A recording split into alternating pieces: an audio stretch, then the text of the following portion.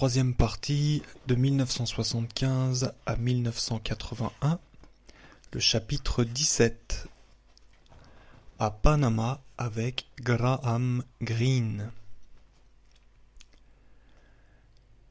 L'Arabie saoudite a contribué au succès de nombreuses carrières. La mienne était déjà bien engagée, mais mes réussites dans ce royaume du désert m'ouvraient indéniablement de nouveaux horizons. Dès 1977, je dirigeais un petit empire composé d'une trentaine de professionnels travaillant dans nos bureaux de Boston et d'une équipe de consultants d'autres départements au bureau de Maine disséminés autour du globe.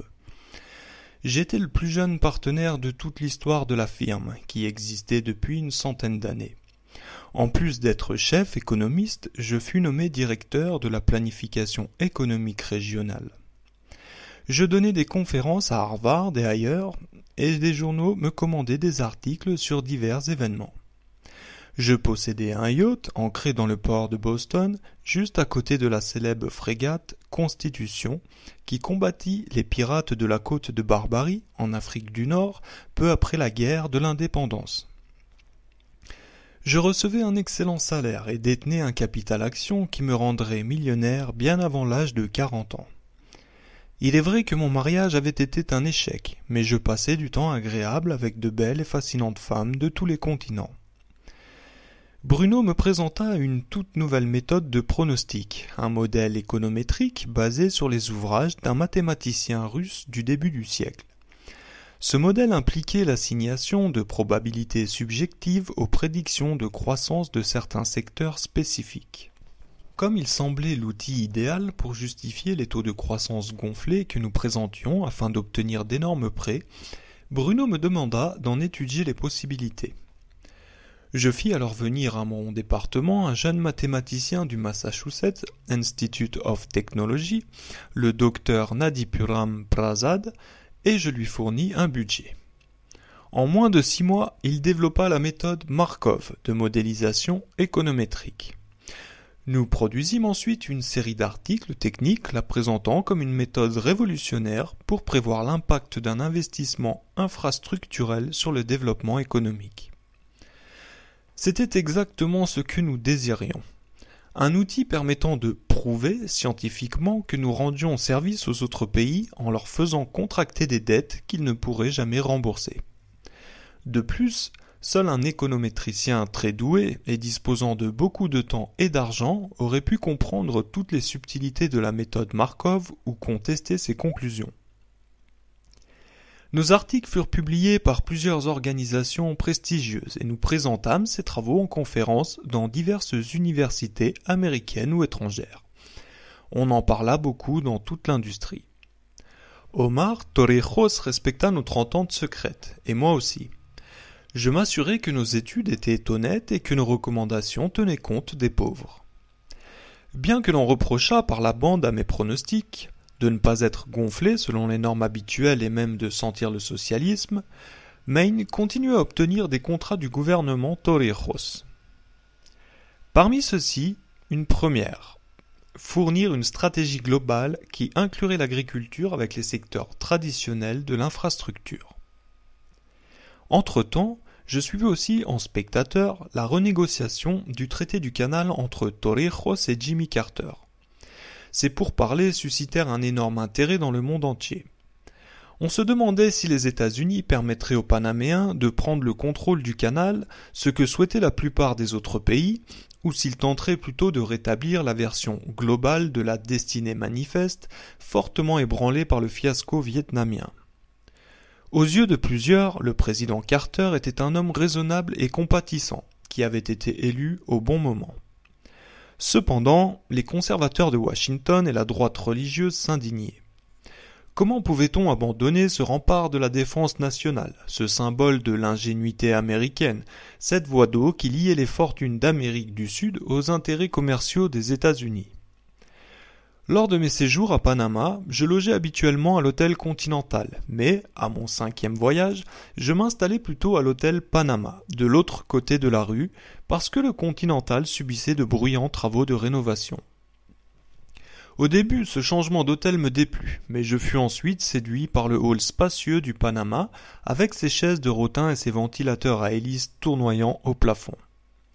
On se serait cru sur le plateau de tournage de Casablanca, et chaque fois que je m'y trouvais, je m'amusais à imaginer que l'acteur Humphrey Bogart pouvait y entrer d'un moment à l'autre. Un jour, après avoir terminé la lecture d'un article de Graham Greene sur le Panama dans le New York Review of Books, je fixai les yeux sur les ventilateurs en me remémorant une soirée à laquelle j'avais assisté presque 2 ans auparavant. Ford est un président faible et il ne sera pas réélu, prédit Omar Torrijos en 1975 devant un groupe de Panaméens influents. Je faisais partie des quelques étrangers invités à ce discours du président dans un vieux club élégant au plafond duquel ronronnaient des ventilateurs à hélice. C'est pourquoi j'ai décidé d'accélérer le règlement de la question du canal. C'est le moment idéal pour lancer une offensive politique afin de le récupérer. Ce discours m'inspira. Je retournai à mon hôtel et griffonnai une lettre que j'envoyai au Globe de Boston. Quand je fus revenu au Massachusetts, un rédacteur de ce journal me téléphona à mon bureau pour me demander d'écrire un article d'opinion. J'écrivis cet article intitulé « Colonialism in Panama has no place in 1955 », le colonialisme n'a plus sa place au Panama en 1975, qui remplit presque la moitié de la page faisant face aux éditoriaux dans l'édition du 19 septembre 1975. Dans cet article, j'énumérai 3 raisons de rétrocéder le canal au Panama. Premièrement, écrivais-je, la situation présente est injuste, ce qui constitue en soi une excellente raison pour prendre une décision. Deuxièmement, le traité existant comporte beaucoup plus de risques pour la sécurité que n'en entraînerait la remise du contrôle du canal aux Panaméens. Je me reportais à une étude effectuée par la commission du canal interocéanique qui avait conclu que le trafic pourrait facilement être interrompu pendant 2 ans par une bombe posée possiblement par un seul individu dans la paroi du barrage de Gatun, ce que le général Torrijos lui-même avait déjà fait remarquer publiquement. Troisièmement, la situation présente suscite de sérieux problèmes pour les relations, déjà tendues, entre les États-Unis et l'Amérique latine. Je terminai mon article ainsi. Le meilleur moyen d'assurer le fonctionnement efficace et continu du canal est d'aider les Panaméens à en reprendre le contrôle et la responsabilité. Ce faisant, nous pourrions nous enorgueillir de ce geste qui réitérerait l'engagement que nous avons pris, il y a 2 siècles, envers la cause de l'autodétermination. Le colonialisme étant autant en vogue au début de ce siècle qu'en 1775. En se replaçant dans le contexte de l'époque, on peut comprendre que ce traité fut ratifié. Aujourd'hui toutefois, il est injustifiable. Le colonialisme n'a plus sa place en 1975. Alors que nous célébrons notre bicentenaire, nous devrions nous en rendre compte et agir en conséquence. C'était très audacieux de ma part d'écrire cet article, étant donné que j'étais devenu partenaire de Maine depuis peu. Les partenaires étaient censés éviter la presse, à plus forte raison devaient-ils s'abstenir de publier des diatribes politiques dans les pages du plus prestigieux journal de Nouvelle-Angleterre. Je reçus par le courrier interne une quantité de commentaires désagréables et anonymes pour la plupart, brochés à une copie de l'article. Je reconnus sur l'un des papiers l'écriture de Charlie Illingworth, mon premier directeur de projet, qui se trouvait à Maine depuis 10 ans. Je n'y étais que depuis 5 ans, et qui n'était pas encore un partenaire. Sous un crâne sinistre et 2 os entrecroisés, il avait écrit « Ce communiste est vraiment un partenaire de notre firme ?» Bruno me convoqua à son bureau. « Tu n'as pas fini de te le faire reprocher, me dit-il. À Maine, on est très conservateur. Mais je sais que tu es intelligent. Torrijos va adorer cela. J'espère que tu lui en enverras une copie. C'est parfait. De toute façon, tous les abrutis de ce bureau, qui prennent Torrijos pour un socialiste, s'en fichent totalement, pour autant que le travail afflue. » Une fois de plus, Bruno avait raison. On était en 1977, Carter était à la Maison Blanche et de sérieuses négociations étaient en cours sur le statut du canal.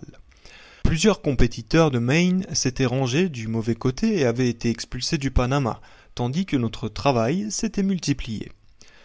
J'étais donc assis dans le hall de l'hôtel Panama et je venais de lire un article de Graham Greene dans le New York Review of Books. Ce texte musclé intitulé « The Country with 5 Frontiers », le pays aux 5 frontières, évoquait la corruption des officiers supérieurs de la garde nationale du Panama. L'auteur faisait remarquer que le général lui-même admettait qu'il avait accordé des privilèges spéciaux, par exemple un meilleur logement, à plusieurs membres de son personnel. Il s'en défendait en disant « Si je ne les paie pas, c'est la CIA qui s'en chargera ». Cela signifiait clairement que les services de renseignement des États-Unis cherchaient à saper les efforts du président Carter et étaient même prêts à soudoyer les chefs militaires du Panama pour saboter les négociations sur le traité. Je ne pus m'empêcher de me demander si les chacals n'avaient pas déjà commencé à cerner Torrijos.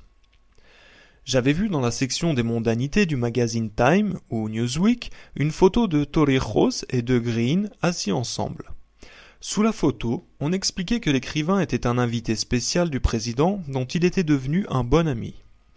Je me demandais ce que pensait le général de cet article écrit par un romancier en qui il semblait avoir confiance. Le texte de Graham Greene soulevait une autre question, en rapport avec l'entretien que j'avais eu avec Torrijos en 1972. À l'époque, je présumais que le général savait que le jeu de l'aide internationale visait à l'enrichir tout en accablant son pays de dettes. J'étais sûr qu'il comprenait que le système était basé sur la présomption que les hommes exerçant le pouvoir étaient corruptibles et que sa décision de ne pas rechercher son profit personnel, mais plutôt d'utiliser l'aide étrangère pour aider réellement son peuple, serait considérée comme une menace, car elle pourrait entraîner l'effondrement de tout le système. Le monde entier avait les yeux rivés sur cet homme, dont les décisions auraient des conséquences bien au-delà du Panama et ne devaient donc pas être prises à la légère. Je m'étais demandé comment réagirait la corporatocratie si les prêts consentis au Panama amélioreraient le sort des pauvres sans créer des dettes impossibles à rembourser. Je me demandais maintenant si Torrijos regrettait l'entente que nous avions conclue ce jour-là, et je ne savais plus trop quoi penser moi-même de cette entente. J'avais abandonné provisoirement mon rôle d'assassin financier afin d'entrer dans son jeu, acceptant son honnêteté en échange de plus nombreux contrats. Sur le plan strictement économique, c'était une sage décision pour Maine. Néanmoins, c'était en contradiction avec ce que Claudine m'avait inculqué, car cela ne faisait pas progresser l'empire global. Et maintenant, avait-on lâché les chacals ? En quittant le bungalow de Torrijos ce jour-là, je m'étais dit que l'histoire de l'Amérique latine regorgeait de héros morts. Un système fondé sur la corruption des hommes publics ne peut être indulgent envers ceux qui refusent de se laisser corrompre. Dans le hall de l'hôtel Panama, j'eus soudain l'impression d'halluciner. Une figure familière s'avançait lentement dans le hall. J'étais tellement surpris que je crus d'abord qu'il s'agissait d'Humphrey Bogart, une chose impossible puisqu'il était décédé depuis longtemps. Puis je reconnus cet homme alors qu'il passait près de moi. C'était l'un des plus grands écrivains de la littérature britannique, l'auteur de La puissance et la gloire, des Comédiens, de Notre agent à la Havane et de cet article que je venais tout juste de lire. Il hésita un moment, regarda un peu autour de lui, puis se dirigea vers la cafétéria. Je fus tenté de lui emboîter le pas, mais je m'abstins.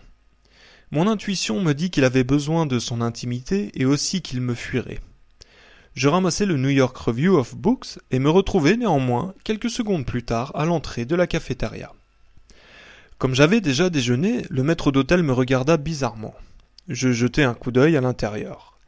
Graham Greene était assis seul à une table près du mur. J'indiquai au maître d'hôtel la table à côté. « Là, lui dis-je, j'ai encore faim. » Comme je donnais toujours de généreux pourboires, il me fit un sourire complice et me conduisit jusqu'à la table que je lui avais indiquée. Le romancier était absorbé dans sa lecture du journal. Je commandai un café et un croissant avec du miel. Je voulais savoir ce que Greene pensait du Panama, de Torrijos et de l'affaire du canal, mais je ne savais pas comment amorcer la conversation. Il leva alors les yeux pour prendre une gorgée dans son verre. « Excusez-moi, lui dis-je. » Il me regarda. « Oui ? Je ne veux pas vous déranger, mais vous êtes bien Graham Greene, n'est-ce pas ? » « En effet, répondit-il en me souriant chaleureusement.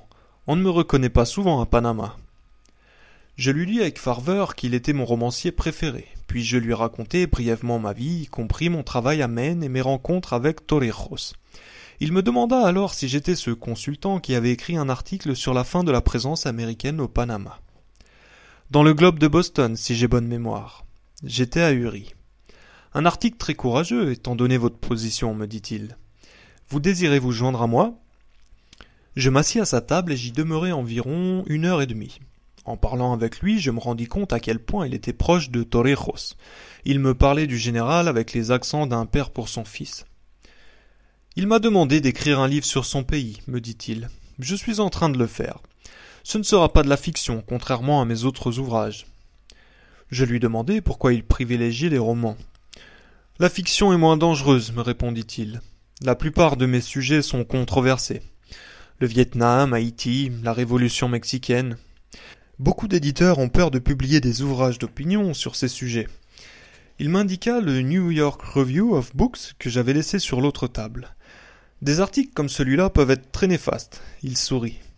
J'aime bien écrire de la fiction. Ça me laisse beaucoup plus de liberté. Il me regarda intensément. L'important, c'est d'écrire sur des questions vitales, comme votre article du Globe sur le canal. Son admiration pour Torrijos était évidente. Le président du Panama pouvait donc impressionner autant un romancier que les pauvres et les dépossédés. Et le souci de Greene pour la vie de son ami était tout aussi évident que son admiration. « C'est tout un exploit que de s'en prendre aux géants du Nord, » s'exclama-t-il. Il secoua la tête tristement. « Je crains pour sa sécurité. » Il devait partir. « Je prends l'avion pour la France, » me dit-il en se levant lentement et en me serrant la main. Il me regarda dans les yeux. « Pourquoi n'écrivez-vous pas un livre ?» Il m'y encouragea d'un signe de tête. « C'est en vous, mais rappelez-vous, il faut écrire sur des questions vitales. » Il se dirigea vers la sortie, puis revint sur ses pas pour me dire « Ne vous inquiétez pas, le général aura gain de cause. Il va récupérer le canal. » C'est effectivement ce qui arriva. En cette même année, 1977, il négocia avec le président Carter de nouveaux traités qui rétrocédaient la zone du canal et le canal lui-même au Panama. La Maison-Blanche devait ensuite convaincre le Congrès de le ratifier. Il s'ensuivit une longue et dure bataille, à l'issue de laquelle le traité fut ratifié par un seul vote. Les conservateurs jurèrent de se venger. Lorsque parut, plusieurs années plus tard, le livre de Graham Greene, à la rencontre du général, il était dédicacé ainsi. Aux amis de mon ami Omar Torrijos, qui vivent au Nicaragua, au Salvador et au Panama.